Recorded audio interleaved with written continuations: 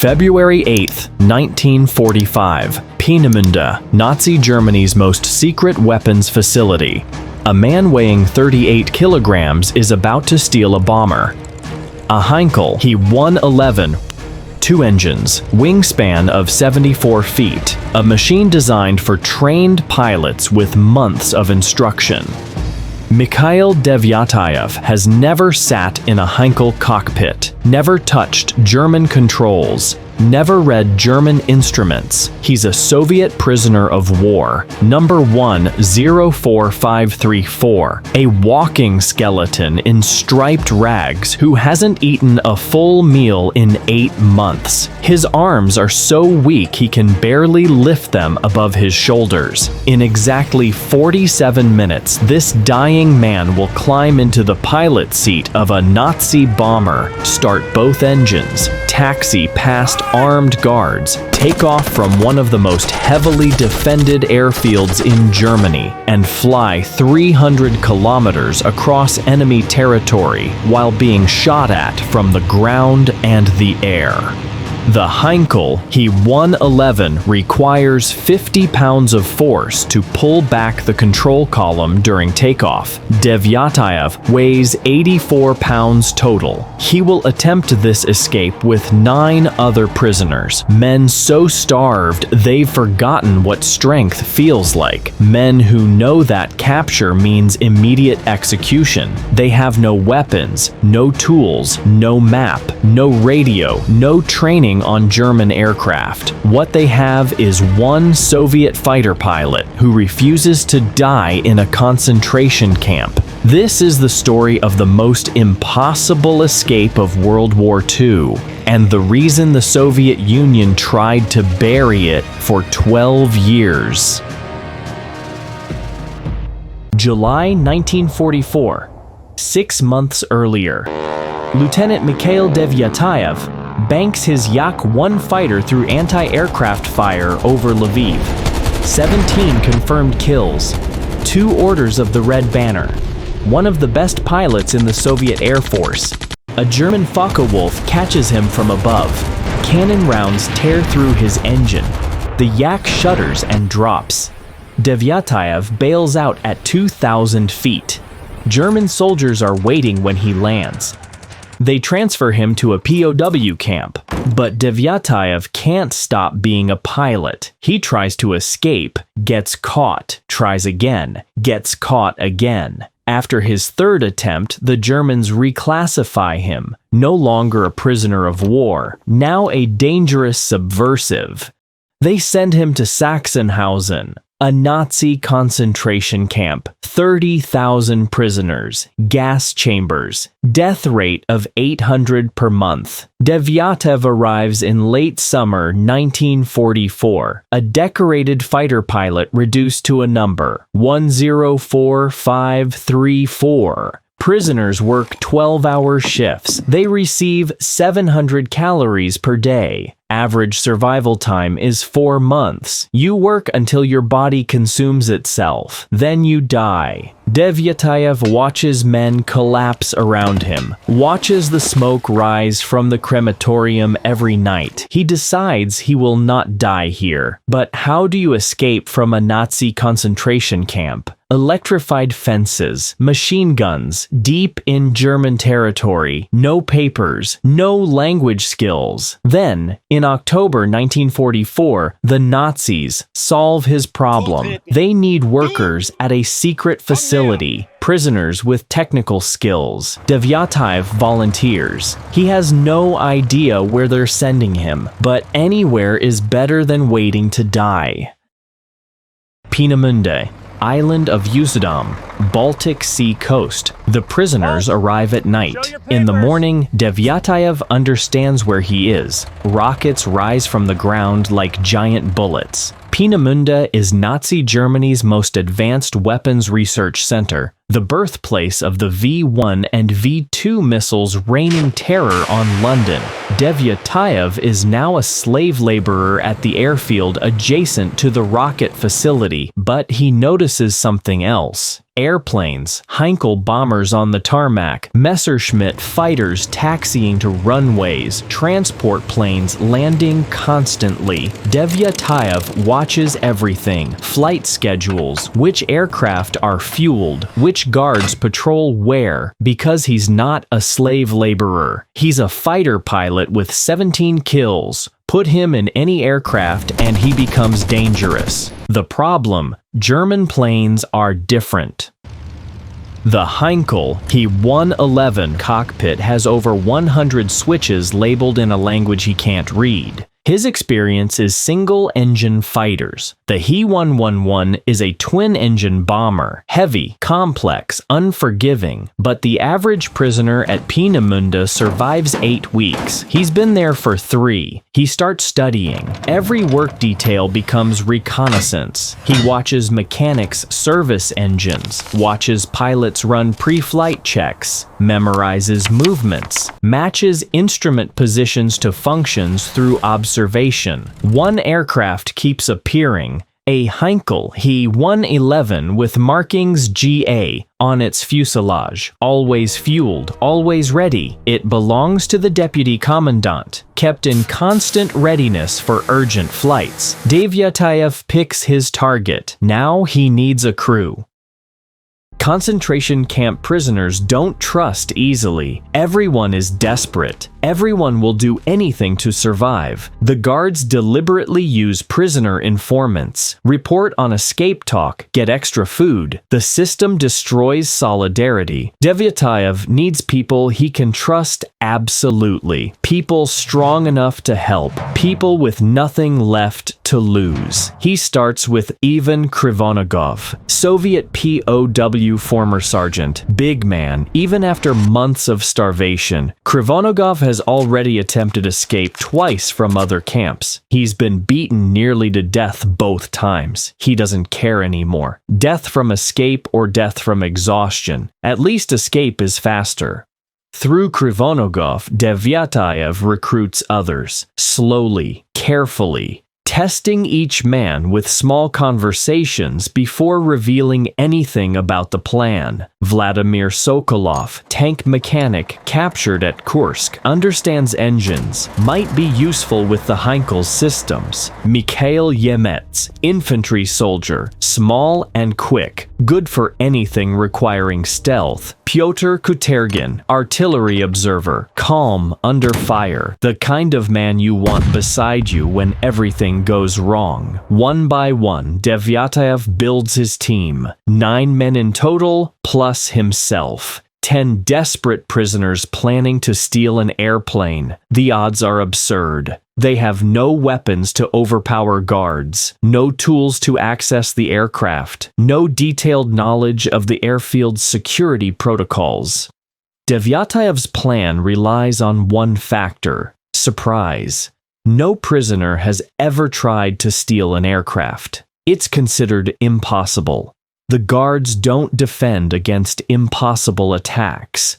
They watch for fence cutting, tunnel digging, traditional escape methods.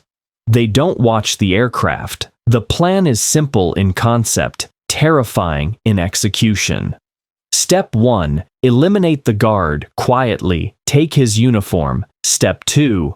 March the other prisoners across the airfield as a work detail. The man in the guard uniform leads. Normal sight. Happens every day. Step 3. Reach aircraft GA. Overpower any personnel nearby. Step 4. Get inside. Start engines. Take off before anyone realizes what's happening. Step 5. Fly 300 kilometers east to Soviet lines. Each step can fail fatally. March wrong, and they're challenged. Reach the wrong aircraft, and it won't start. Get inside too slowly, and reinforcements arrive. Fail to start the engines, and they're trapped in a metal coffin. Take off wrong, and they crash. Fly wrong, and they're shot down. 10 steps to freedom. Anyone can mean death for all of them. Devyataev explains the odds honestly. They're probably going to die, but they're definitely going to die if they stay. Every man agrees. They set the date, February 8th, 1945. February 8th, 1945, 11:30 a.m. Light snow falls on Peenemünde. Visibility is low, perfect cover for what's coming. Devyataev's group is assigned to runway maintenance. Standard work detail, 10 prisoners, 1 guard. They've been doing this for weeks. Nothing unusual. The guard is new, young, doesn't know the prisoners' faces, doesn't watch closely. Perfect. They work slowly, gathering tools, moving into position, waiting for the moment. Krivanogov is the strongest.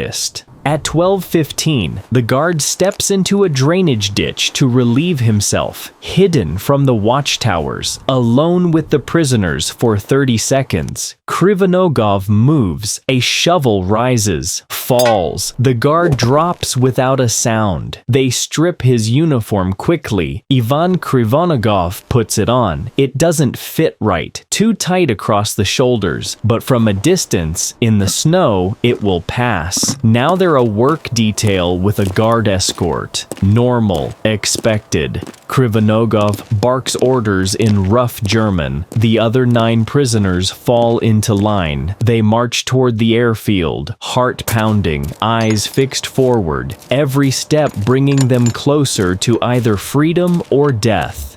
The aircraft are 400 meters away, 300 meters. A real guard approaches. Wehrmacht enlisted man, rifle on his shoulder.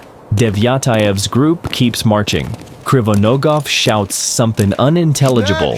The real guard shrugs. Wrong accent, maybe. Foreign volunteer, maybe. There are thousands of non-German personnel at Peenemünde. He lets them pass.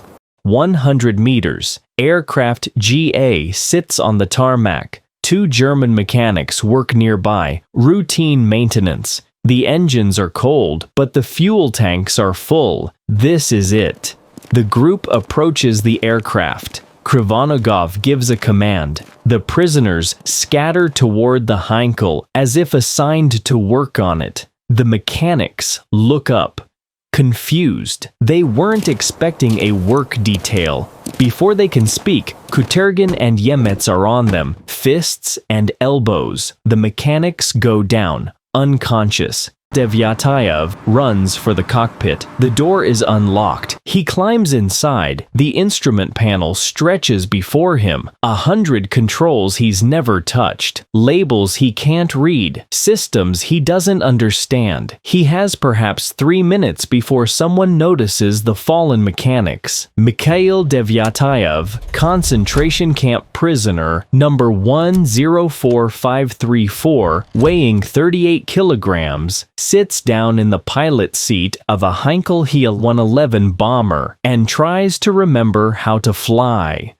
The aircraft smells like fuel and leather. German engineering, German precision, every switch in a specific place for a specific reason. Devyataev has watched Heinkel pilots run pre-flight checks from a distance. He memorized the sequence of hand movements, but memorizing and executing are different things. He finds what he thinks is the fuel primer, pumps it, finds the ignition switches, flips them, nothing happens. The other prisoners are piling into the aircraft.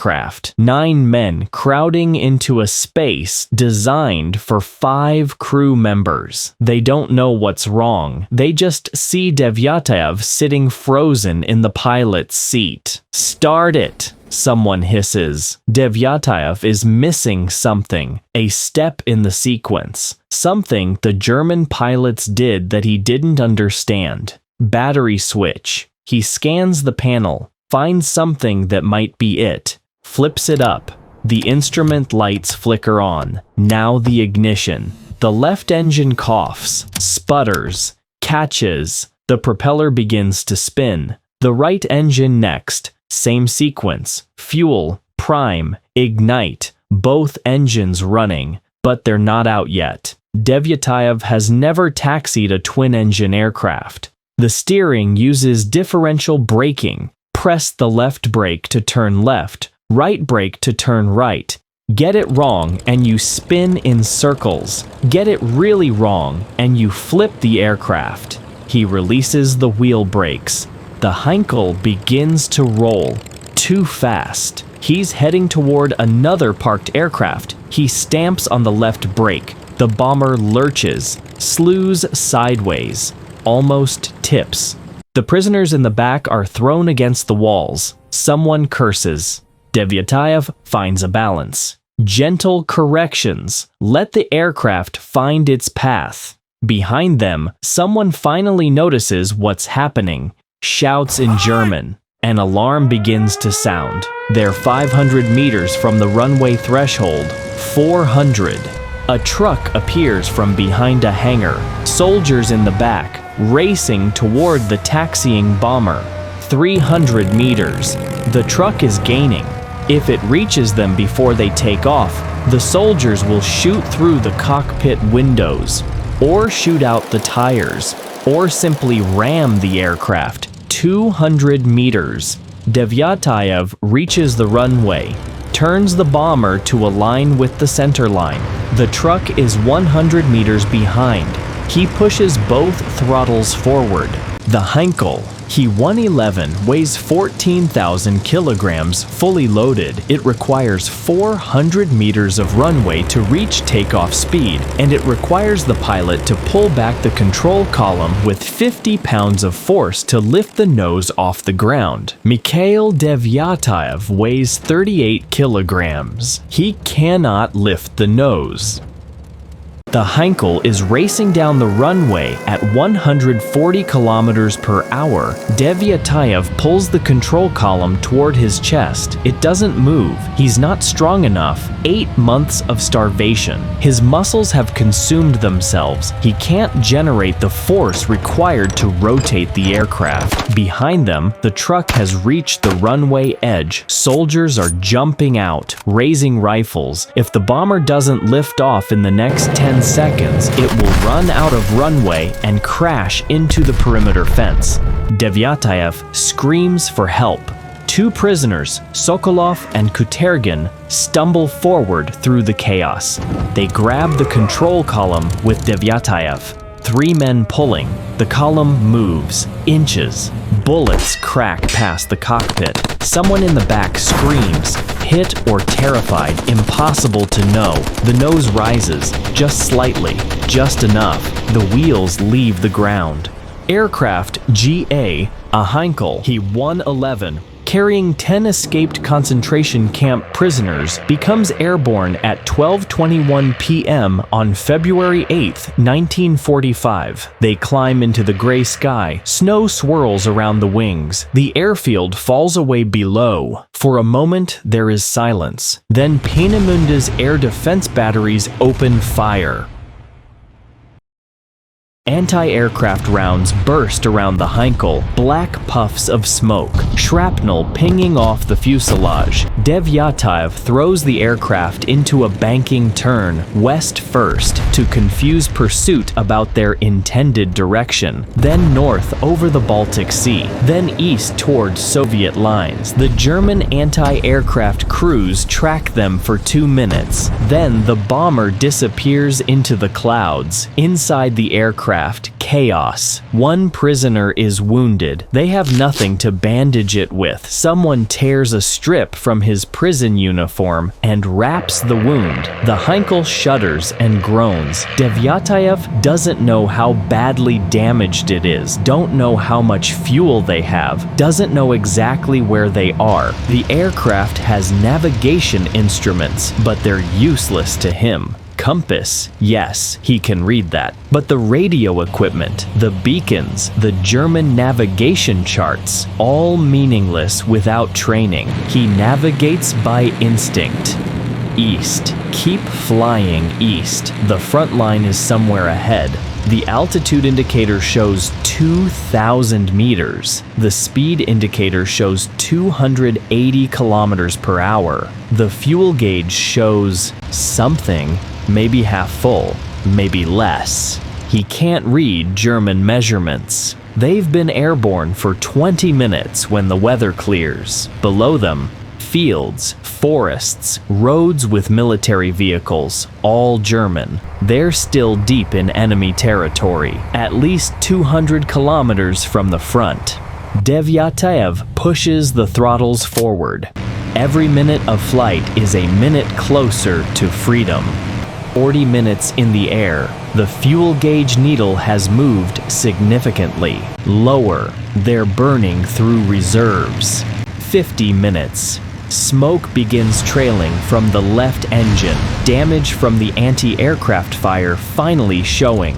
Devyataev adjusts the fuel mixture, reduces power to the damaged engine, tries to balance the aircraft. The Heinkel wants to yaw left. He fights the controls constantly.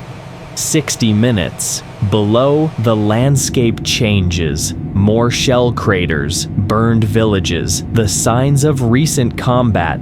They're approaching the front line, and then the Soviet anti-aircraft batteries see a German bomber flying toward their positions. Now stop right here, because what happens next is something that could only happen in the Soviet Union. Something so cruel, so absurd, that it will haunt these men for the rest of their lives.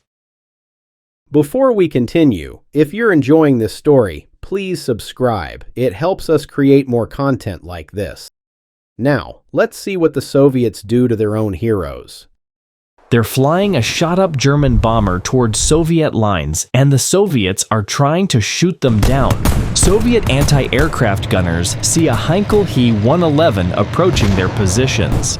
They don't ask questions. They open fire. Tracer rounds rise from the ground. Devyataev throws the bomber into evasive turns, but it's too heavy, too damaged, too slow. Bullets rip through the fuselage. Men scream in the back. The left engine explodes. Not metaphorically. Actual flames pour from the cowling. Oil sprays across the wing. The engine dies. On one engine, the Heinkel can't maintain altitude. It starts dropping fast. 1,000 meters above the ground. 600 meters. Devyataev can see Soviet trenches below. Artillery positions, soldiers staring up at the falling bomber. 300 meters. He has seconds to make a decision. Try to reach a proper airfield and risk the second engine quitting, or crash land right here and hope they survive. He aims for a snow-covered field and pulls back on the controls. The Heinkel hits the ground like a bomb. The landing gear collapses instantly. The belly scrapes across frozen earth. Metal tears. The propeller hits the ground and disintegrates into deadly shrapnel. Snow sprays everywhere. The bomber slides 200 meters, shedding pieces before finally stopping. Devyataev is alive, bleeding, shaking. He looks back into the cabin. 9 men, all moving, all alive. Out now! They scramble through the exits and fall into the snow, crawl away from the wreckage as fuel drips onto hot metal. Soviet soldiers sprint toward them from the trenches, rifles up, yelling in Russian. Devyataev stands. He's 38 kilograms, wearing concentration camp stripes, covered in blood and fuel. Don't shoot. We're Soviet. We escaped from Peenemünde. Who the hell are you? Lieutenant Mikhail Devyataev, Soviet Air Force. We just stole this aircraft from a Nazi rocket base. The soldiers look at each other. Nobody believes him, and that's when things got worse. Soviet counterintelligence took them into custody immediately, not as heroes, as suspects. For weeks, they were interrogated. How did you survive when millions died? How did you learn to fly German aircraft? Are you spies? Collaborators? Devyataev told them everything. Peenemunde's layout, the V-2 rockets, launch sites. His intelligence would eventually help the Soviet space program, but they didn't thank him. They sent him to a penal military unit, still under suspicion. The war ended 3 months later. They released Devyataev, but didn't give him his rank back. didn't restore his pilot status, didn't call him a hero. He went home and disappeared into silence. His story was classified. The Soviet doctrine was brutal. Real soldiers die fighting. Anyone who survived captivity was suspect, a traitor. For 12 years, Mikhail Devyataev lived as a forgotten man. While the Soviet Union used his intelligence from Peenemünde to build their space program, he worked a regular job in obscurity. Then, in 1957, everything changed. Rocket scientist Sergei Korolev told officials the truth. This man's escape had helped launch the Soviet space race. On August 15, 1957, 12 years after his impossible flight, Devyataev was finally awarded Hero of the Soviet Union, the highest honor, for an escape his government had tried to erase. He weighed 38 kilograms when he stole that bomber, flew through enemy fire, saved 9 men, and his country treated him like a criminal for 12 years. Sometimes surviving isn't the hard part, it's surviving what comes after.